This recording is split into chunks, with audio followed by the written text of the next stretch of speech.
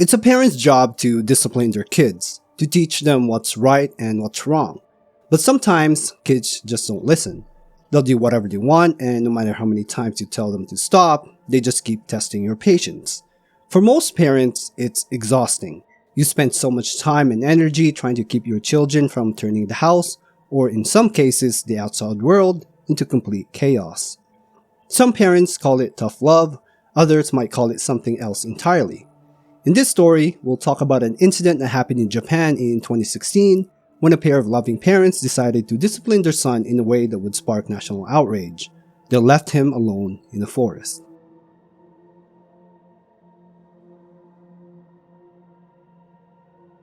Our story takes place on the northernmost of Japan's main islands, Hokkaido. It's known for its mountains, forests, and cool climate. On May 28, 2016, a family from Hakodate City decided to take a weekend trip out to enjoy some time together. Among them was 7-year-old Yamato Tanooka. He was an energetic kid, the kind of child who's curious about everything around him. That afternoon, the family drove into the countryside for a picnic. It should have been a peaceful day outdoors, away from the noise of the city. But as many parents know, peace and quiet don't always last long when you have young kids. At some point during the outing, Yamato started throwing small rocks. At first, it might have looked harmless, just a boy keeping himself entertained. But soon he began tossing them at passing cars and even at people. He didn't understand how dangerous it was or how angry people might get. When his parents, 44-year-old Takayuki Tanooka and his wife, saw what he was doing, they were furious. They scolded him, telling him that his behavior was unacceptable. At first, they tried to discipline him in the usual way by lecturing him and telling him to stop. But the tension didn't go away, and the parents' frustration kept building. So, they decided to take things a step further. The family got back in the car. Yamato was told to get in without any explanation. They began driving toward the base of Mount Komagatake, an area surrounded by dense forest. Yamato probably thought they were just going for a short drive or maybe heading home. Instead, his father stopped the car in the middle of a remote road. He told Yamato to get out. The idea was to scare him, to make him realize that his actions had consequences. At first, Yamato didn't take it seriously, but when his father drove away, he began to cry. He tried to chase after the car, terrified and confused. He didn't know it was supposed to be just a short punishment. A few minutes later, after driving about 500 meters down the road, his parents decided to turn back. They weren't planning to leave him there for good. They just wanted him to be frightened enough to learn a lesson. But when they returned to the spot, Yamato was gone. At first, they thought he might be hiding behind a tree or in the nearby bushes. They called his name, walked along the roadside, and searched the tree line. But there was no sign of him. Minutes turned into hours and panic started to set in. The parents drove up and down the narrow forest road, calling out for their son. But the forest was silent. It was then they realized what they had done.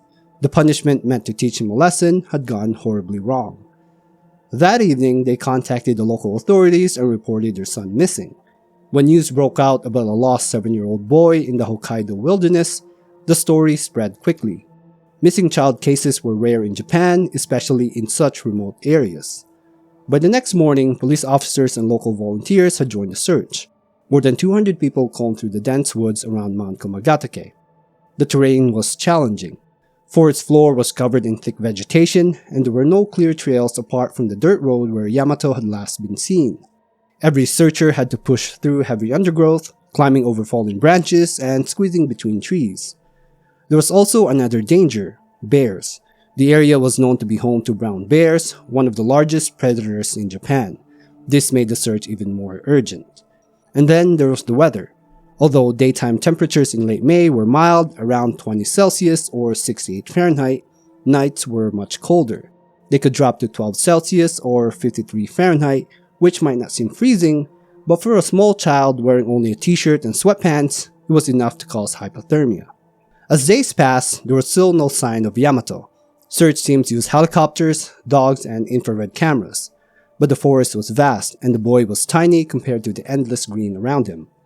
By the fifth day, the search effort expanded. The Japan Self-Defense Force, or JSDF, was called in to help.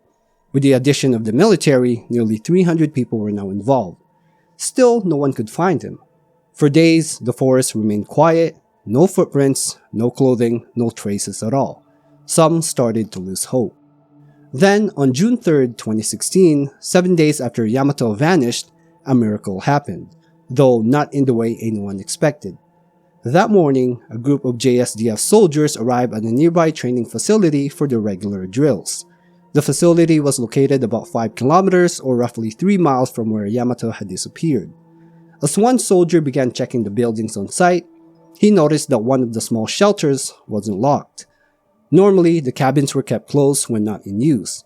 Curious, he pushed the door open and stepped inside. The place was quiet, but then he noticed something unusual. A pair of mattresses stacked oddly together, with a small figure nestled between them. It was a boy. When the soldier spoke to him, the boy calmly replied, "I'm Yamato Tanooka." The soldier froze. It was the name of the boy they'd been searching for all week. Yamato looked thin, but alert. He had mild dehydration, but otherwise, he was fine.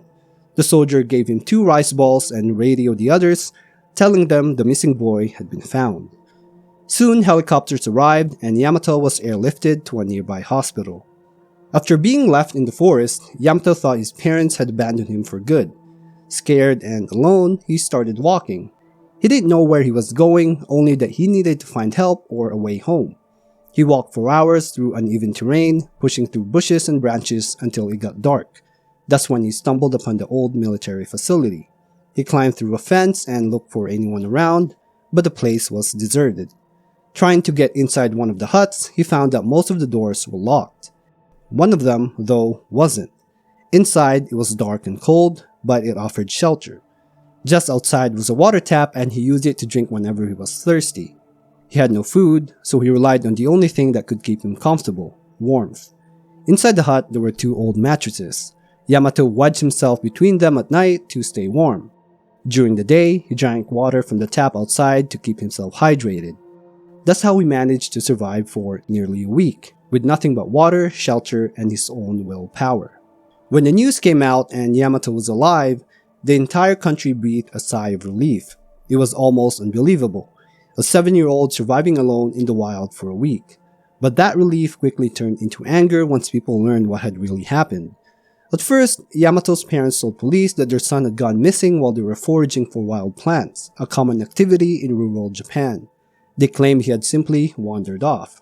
But after the boy was found and the truth came out, they admitted they had left him there on purpose as punishment. The public was outraged. News outlets across Japan ran headlines questioning how any parent could do such a thing.